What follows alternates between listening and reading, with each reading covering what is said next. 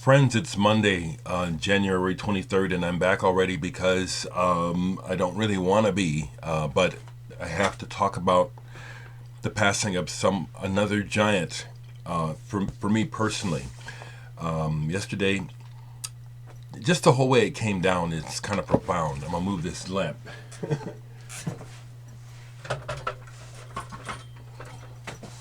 Okay, yeah, I'm kind of neurotic. So, whole lot of information.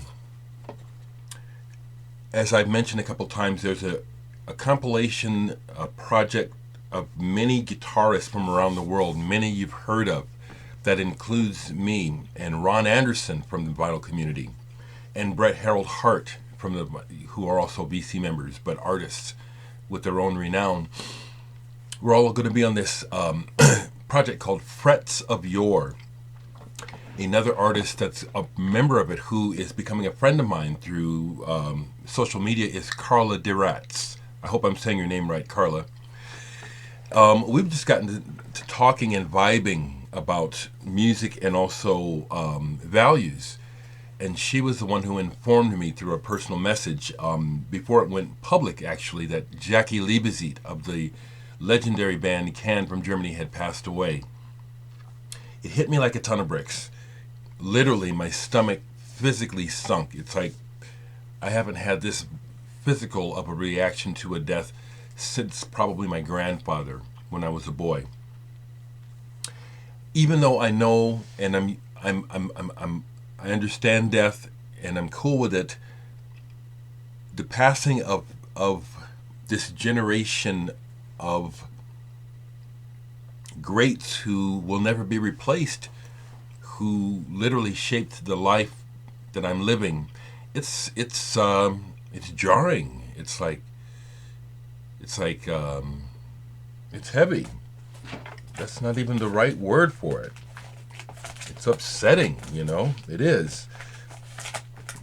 I have to say this. I wrote it on Facebook. I've got some of my Can records here to show. That's mainly how we know him, although he played with a lot of people, and he was a jazz drummer before he joined Can. But I wrote it on my Facebook page, and I mean this sincerely. Jaki Liebezeit was a hero to me, even though I learned a long time ago that, it's really not good to have heroes, but he was a hero starting when I was a kid. And he was a musical hero, and in that sense, because of what he became legendary for in my mind, could not be diluted by anything else about him, because it was his drumming, it was his skills that blew my mind, and to this day I hold in high regard. His drumming and musicality has had a greater impact on me musically than Prince or David Bowie, or the two of them combined.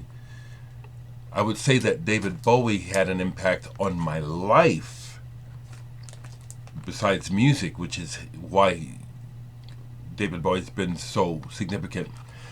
But when it comes to music, if I were to make a comparison, Jaki Liebezeit has had a greater impact and influence on me directly as a musician than Prince and David Bowie combined. And I bring them up because they are two other greats who we lost recently who are very important to me. I'm just sitting here looking at my Can albums. I was going to try to put them in order, but I won't. This is the first Can album I heard at the age of 16. And when I first heard it, it messed me up. I was already familiar with avant-garde music and things that are different. But when I heard Can, I was so not ready for it. I had to work towards understanding the music. And I'm glad that I did, because it just really widened my musical horizons immensely. Jaki Liebezeit's drumming was absolutely central to what Can did and why their music stands the test of time. The kids that turned me on to Can were some Air Force brats who had lived all over the world and had just moved to America from France. This was their copy of Toggle Moggle when we were kids that we would listen to, get really stoned to, and just trip out on. And when they graduated from high school and moved, the Reese brothers gave this to me. I've had it ever since. Future Days. This album still sounds modern. Made in the 70s. I still have my high school copy. This is my original copy I bought in when it came out. What was it, 1973, 74? This album still sounds modern. It could have been made today. Jaki's drumming has everything to do with that. Everything. The other thing that after a while, as I got to know the band Can, the thing I admired and respected about Jaki was that he was a musician. He had no interest in fame or public acclaim. None at all. He was there about the music. Can Unlimited Edition. Here's a bootleg live recording, really good quality of Can playing Doko A.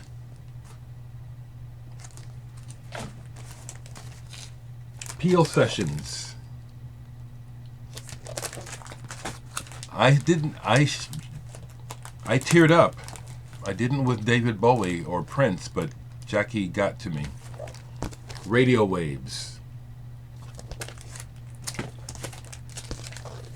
Right Time. I'm just showing the records. I don't really know that I want to talk about them. I'm just taking it in. The other thing that I'm thinking is that Jaki was 78, and so that's the other glaring reality, is that the clock continues to tick, and we all move closer to that day.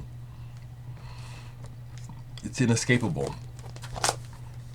Out of Reach, one of their worst albums in my opinion.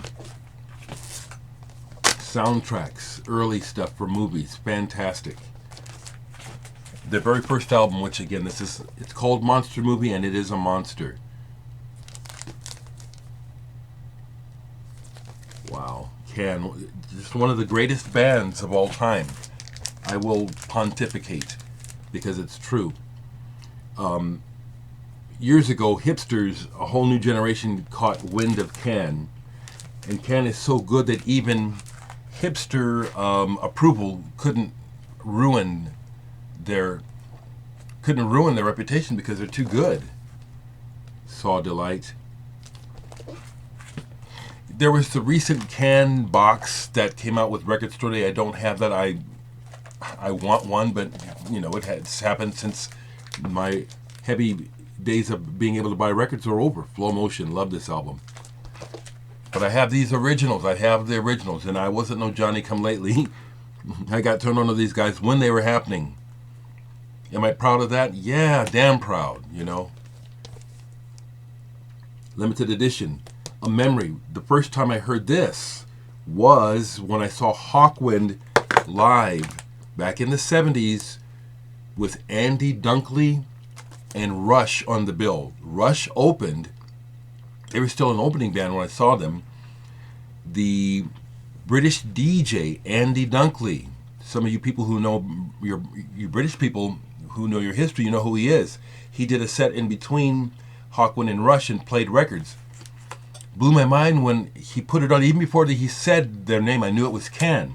But he played Gomorrah off of this. It was the first time I heard it. It was just the coolest to hear it to hear it like that for the first time.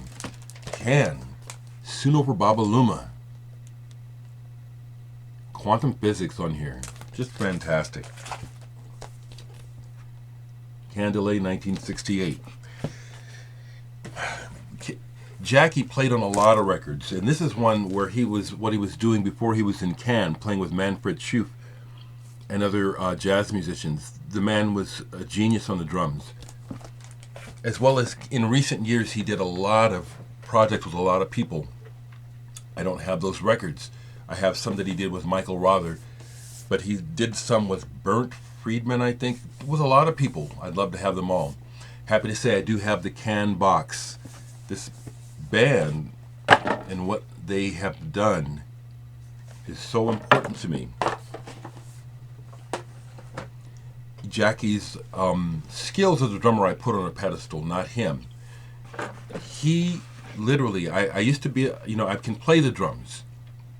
And Jaki was a drummer whose beats I tried over and over to try and play, and felt like I had gotten somewhere when I could finally play some of his beats, like the beat to Hallelujah on Tago Mago. I finally got to where I could play that right. And his other kind of shuffly beat on Vitamin C.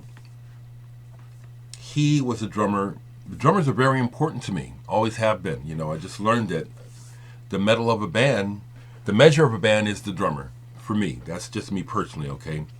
So, Jaki Liebezeit, Tony Williams, Jack DeJohnette, Phil Collins.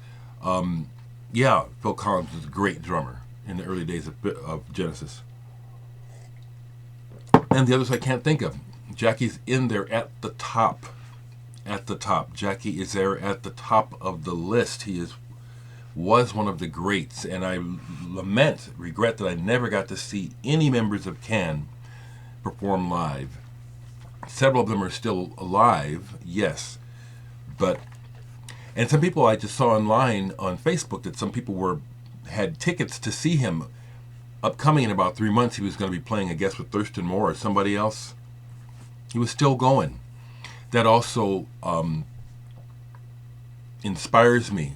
I'll be 62 in July, and I just intend to play as long as I can, because it's one of the most important things that happens in my life on this planet is music, and playing it. People, thank you so much for your kind words and understanding. Thanks to the person who wrote and explained his take on people's asking me questions, and it's a compliment. I do realize that, but I respond honestly because this is who I am. It's not that I don't appreciate it. I do recognize that people are showing appreciation and acknowledging that I have a bit of knowledge. If I get irritated with it, I get irritated with it. It's my life, and this is who I am. You don't know what I've been through, why I get irritated. Got plenty of good reason, Thank you for understanding and being there. Also, people have been very kind. Thank you for being kind, because the meanness, there's just no reason for it. The only reason anyone is going to be mean to anyone else is because of their own sad problem, which is why I will not stop speaking against our current president. He is a very immature baby, and I wouldn't have him for a personal friend with that kind of mental countenance where he's so easily upset by nothing.